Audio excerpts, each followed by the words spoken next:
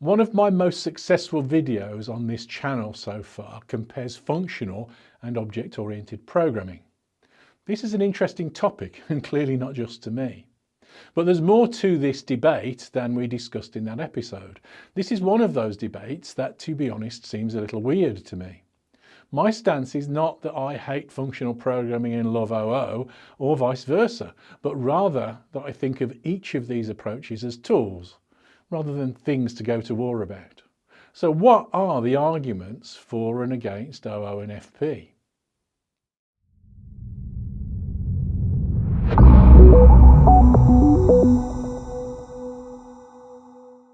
Hi, I'm Dave Farley of Continuous Delivery. Welcome to my channel. And if you haven't been here before, please do hit subscribe. And if you enjoy the content today, hit like as well. There is no OO is best or FP is best for me. There are times when functional programming is the best choice for some things and times when object orientation is best for others. Most of the systems that I can remember building had some aspects of both approaches, despite the fact that I mostly still think of myself as primarily an OO programmer. This is not because of language support, but because OO ideas or functional ideas made most sense in the context of the code that we were writing at that time. I was an OO programmer in C for a long time, and some of my C code was passing around pointers to functions that I could call polymorphically and using immutable data structures. So my C code was both OO and functional. Before I get much further in this, let me just thank our sponsors. We're extremely fortunate to be sponsored by EqualExperts, Tricentis, Transfic and Roost. All of these companies offer products and services that are well aligned with the topics that we discuss on this channel every week. So if you're looking for excellence in continuous delivery and software engineering, then click on the links in the description below to check them out. The difference between OO and FP is one of those debates, though, that seems to polarize people. We can end up trying to score points in an argument rather than just shedding much light if we're not careful. The first thing to say may be obvious, but general purpose programming languages are general purpose, in that you can write any system in any language. There is nothing that you can do in an OO language that you can't do in a functional language and vice versa. And that's really what general and in general purpose means. There's a difference between a general purpose language and a domain-specific language. Domain-specific languages have, by design, a narrower focus on whatever it is that their domain is. For example, SQL is a good example of a DSL, and it's great at finding a collection of records in a set, but it would be a rather poor choice for writing Space Invaders. This doesn't mean that every general-purpose language is always an equally good choice for any problem, but it does mean that any general-purpose language could be used to solve any problem. In computer science, this is the idea of Turing completeness, which describes the universality of computation. It may be a bad idea to write an operating system in Python, but we could. So while it may be easier to write immutable code and pass functions as arguments in Haskell, we can write code that has the same effect in C, Java, or any other general purpose language too. While it may be more difficult to write code with side effects in Clojure or Haskell, we can still do that if we try hard enough. So the real difference between these different paradigms is not that what they allow us to do, but how easy they make it to do the things that we want to do. This is about syntax more than capability. But syntax matters. It can change how we think about the problem that we're trying to solve. Different languages and different paradigms make some ideas easier to express. That's it, really. Let's look at a really simple example. A popular idea from functional programming is the idea of mapping, as in map and reduce. In this context, a map is a higher order function that means apply some function to each element in a collection. This is often seen as one of the preferred ways to process lists. One way in which map is deemed to be better is in terms of performance. Now, the real answer to whether maps process lists faster than loops is it depends. And it depends on a lot of things. One of the common advantages cited for functional programming is that it makes concurrency easier. This is true. Writing immutable pure functions means that we can automatically parallelize them. But why is that a good idea?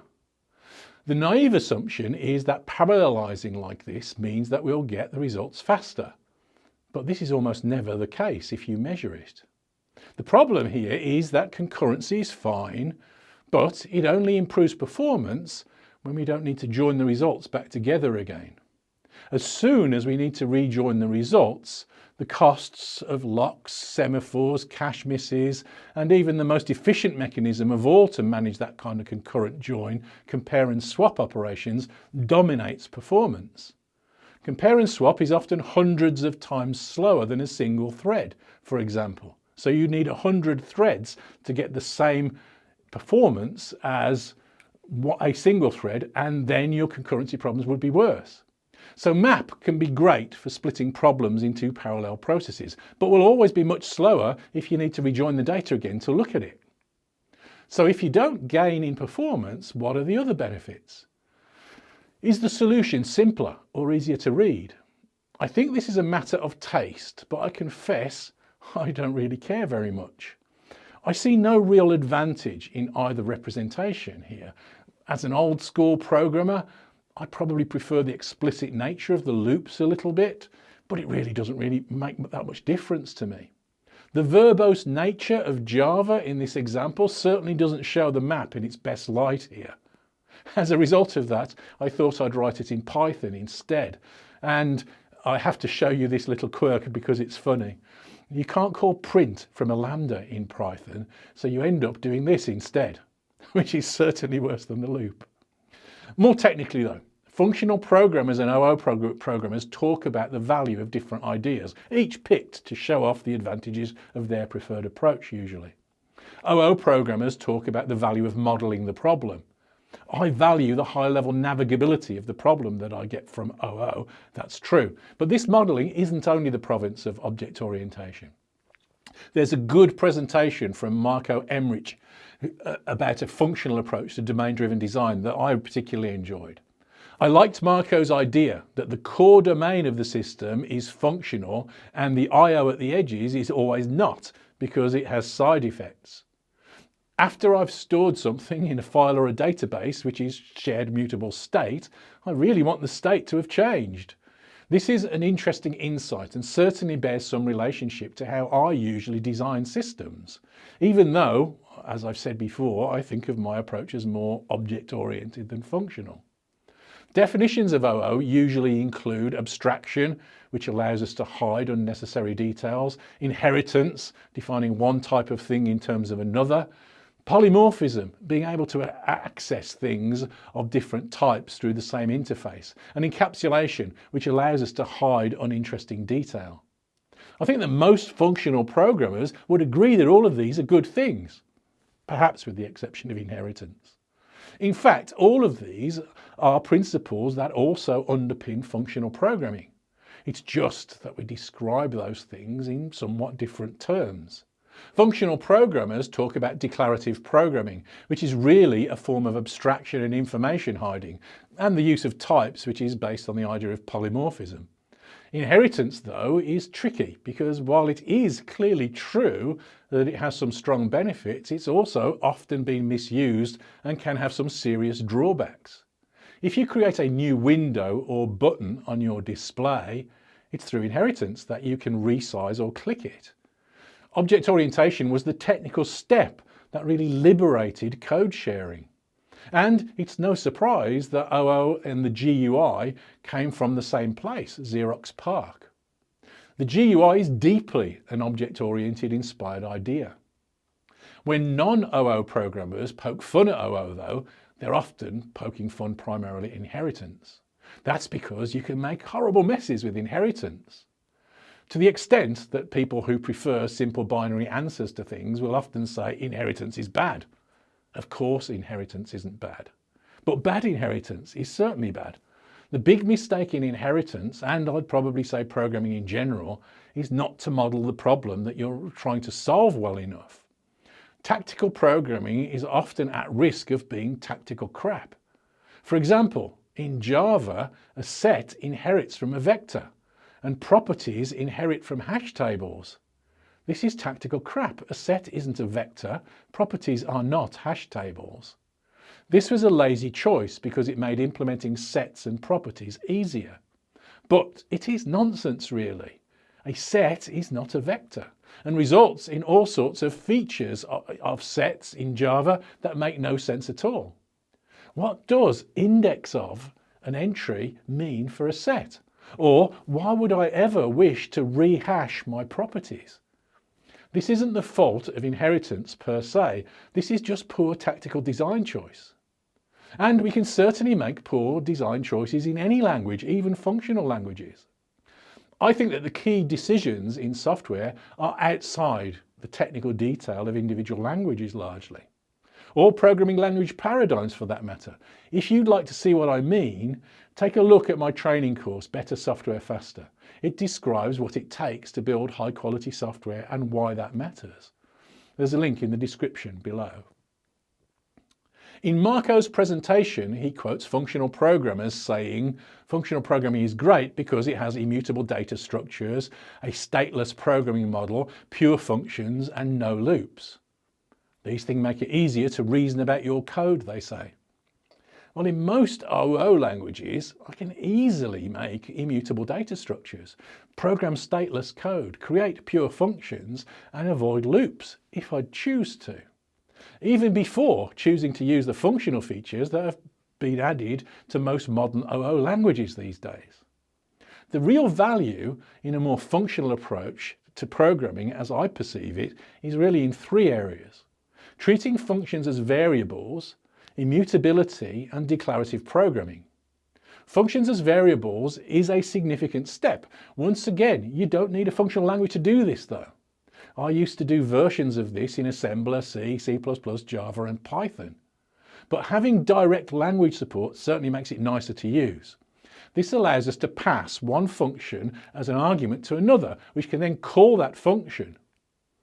If you have ever come across two very similar bits of code, but that are just slightly different, like this, then this ability to pass a function as an argument is a really nice tool to use to simplify and generalize the code.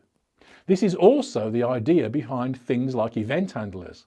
Oh, hang on, isn't that an OO idea? Immutability is an important tool, but it's never the only tool. At some point, you want to change things because otherwise, what's the point of your code? This is one reason why I liked Marco's point that I/O at the edges of your system always has side effects, because if it didn't, your code isn't doing anything. I agree that minimizing side effects in code can make things easier to reason about, but it's also never the whole answer, at least in the purest sense of no mutable state. At the level of whole systems, there are very few corner cases where genuinely stateless systems make any sense. And then, only in very narrow contexts where code is acting as some kind of pipe that changes the data in some way. This idea is extremely valuable as part of a system, a simplifying step. But in whole systems, there's always state changing somewhere. So the idea of stateless systems is never an absolute. It is much more about where you deal with the state changes rather than eliminating them altogether. Minimizing side effects is great in the right place and has been, with hindsight, an important aspect of my own approach to object-oriented design for a very long time. As Michael Feathers said to me in our chat a few months ago, object-oriented programming looks a lot like functional programming when it's done right. But whether you are developing in object-oriented fashion or functional, there are times when you want side effects. We've already talked about the obvious times when you're doing I/O of some kind. If you want to write to a file, the state that the file is in matters. Sure, you can clone an immutable snapshot of a picture of that file, but immediately you do that, it is, at least potentially, out of date because the real file on the disk is shared. Maybe someone else changed the file or the operating system deleted it while you were in the process of dealing with your copy. Now your immutable snapshot copy of the file's wrong. The change in the file or in the database is always a side effect for another reason too. It's a side effect of working with computers that forget things when we turn them off. If I change the balance in my account, the fact that I need to store that change somewhere isn't my goal. The change in the balance is my goal, so the storage is just a side effect. Functional programming languages, of course, support this kind of thing, and some support ideas like monads that allow us to break the pure functions rule of functional programming by adding side effects. But I'd argue that this is only a special case of a more general idea. One of my favourite architectural approaches is to build message-based reactive systems. These things are like stateful actors communicating only via asynchronous messages. One reason that I like these systems quite so much is that they allow me to separate the accidental complexity and the essential complexity in my system. Let's imagine I have a bank account of some kind and I want to credit it. In my favourite actor-based approach, I may send a credit message with the value that I want to add. My infrastructure will manage the I/O. It will save the message on its way to my service, and only if the message is safely stored or clustered or whatever else will it forward it then to my service. At this point, my service will update the value of the account that it holds to create a new total balance. Is this mutable state or not? Is this OO or not? I'd say that this is a very OO way of thinking and working. My actors embody rich stateful domain models of the problem I'm solving. But here my side effects, the storage, are isolated. More isolated perhaps than in some functional systems. And the change in state, an important one that must be represented somewhere, is clearly expressed and easy to understand, and can't happen without the side effects that matter having taken place. After all, I don't want my €100 to disappear, and I want to know that my total is even after a crash or a restart. If I want to know what the balance is for my account, I can query this stateful copy. But I can also discard this copy and recreate it into exactly the same state as before by replaying the messages that I stored. But I can also discard this copy and recreate it in exactly the same state as before by replaying the message that I stored earlier. So once again, is this state here mutable or not? Actually, I think it's kind of both. My point here is not to sing the praises of reactive systems, well, maybe just a bit, but to point out that the line between object orientation and functional programming, and maybe even actors, is all a bit more blurry than the culture wars would sometimes suggest. Yes, it is sensible to minimize side effects in your code, whatever the nature of your code. But is there really a big difference between having a function that takes two arguments, one of them supplied by another function that defines its value, and an object with a private member variable that is used instead of the function supplied variable? Sure, the OO code here is more verbose, but that's a different question really. All that's really going on here is how we decide to represent the sequencing of the function calls. We could debate which one's easier to read, and there are arguments on both sides. But I do believe that if we're optimizing only to minimize typing, we're already looking in the wrong place. There isn't an awful lot of typing in assembler programs after all. Optimizing for thinking is much more important. My point here is not to rubbish functional programming. My point is that I think that the debate should be a lot more nuanced than, oh, bad, functional programming good, or vice versa. There are certainly times when functional programming is more terse, and terse can be good, but it can also be bad, ultimately depending on how easy the code is to read and understand. The last of the ideas that functional programmers often cite as the real value of functional programming is the advantage of declarative over imperative programming. I've spoken about this before. There are certainly significant advantages to expressing some ideas declaratively. My approach to test-driven development is to always aim to declare in my tests what I want the system to do, without attempting to test how it does it or say how it does it. This means that my tests are a lot more durable to change than tests that attempt to assert the implementation detail in the code. This is the same idea as declarative programming. If we can clearly express the outcome that we'd like to achieve without worrying about how that outcome is achieved, then great. I see lots of examples of this in examples of functional code, but to be honest, it's less obvious in people's real code as far as I can see. To be fair, my exposure to reading other people's functional code is somewhat limited. I don't read lots of it, so this may be down to the limits of my experience. But if this is the case, if the levels of abstraction that functional languages give to us are genuinely as advantageous as functional programmers tell us that they are, then shouldn't functional projects prove to be a lot faster to develop and produce fewer bugs than non-functional? This is the claim that functional programmers sometimes make. But I have looked and I don't find much evidence to support this claim. Functional programming does appear to produce fewer bugs, but the research that I've read says that this is at or close to the level of statistical noise, resulting in about a 1% fewer bug fix commits than imperative languages when measured by comparing the ratio of commits that are for new things versus commits that are intended to fix bugs. To put this into context, the data for unit testing says that you get somewhere around 58% reduction in production defects overall, though measured in a completely different way, so it may not be fair of me to make this comparison. But the difference, if any, in the quality of the code produced by functional programming versus object-oriented programming languages seems to be tiny. I think that both functional programming and object orientation are valuable tools. But I also think that there are some extravagant claims made for functional programming in particular, that to me at least don't seem to stand up to scrutiny. My conclusion is that it pays to understand both functional programming and object-oriented programming. The idea that functional programming is a step beyond object orientation in the evolution of programming languages seems just a complete misinterpretation of the history and of what's going on in reality. OO and FP are both valuable tools for building complex systems. Use them in the right context and each will help you to build better systems, but neither is the deciding factor.